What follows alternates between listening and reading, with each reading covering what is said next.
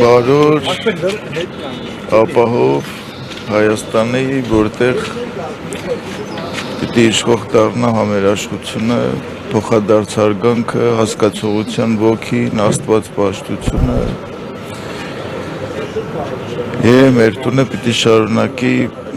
ապրել խաղաղության մեջ, մարդասիրության մեջ, աստվածփնտրության մեջ Դա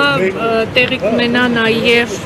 իշխող ուժի վերարտադրության դեպքում սրբազաններ, որովհետև իրենք իրենց քարոզչական նախընտրական քարոզչության մեջ քվեին խնդրում քաղաքացիներից, որպեսզի նաև վեհափար հայրապետին հանգստի կոչեն։ Ընտրությունների ընթացքում սովորաբար մարդիկ կենտրոնանում են ընտրական գործընթացի իշխանություն ունենալու, իշխանություն ընտրելու վրա։ Բայց դուք էլ շատ լավ պիտի իմանաք, որ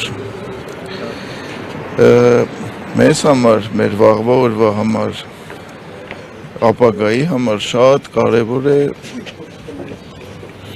ուրեմն թե մենք ինչ հասարակություն ենք կերտում, ոչ թե ում ենք ընտրում։ Այսինքն ընտրություններից առաջ եւ ընտրություններից հետո մեզ համար սկզբունքային առանցքային հարց է, թե մենք ինչ հասարակություն ունենք։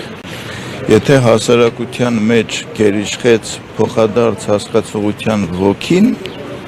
ուրեմն մենք ամենալավ ընտրությունն ենք կատարել։ Եթե Աստված մի արասցե մենք չունեցանք փոխադարձ հասկացողություն, համերաշխություն,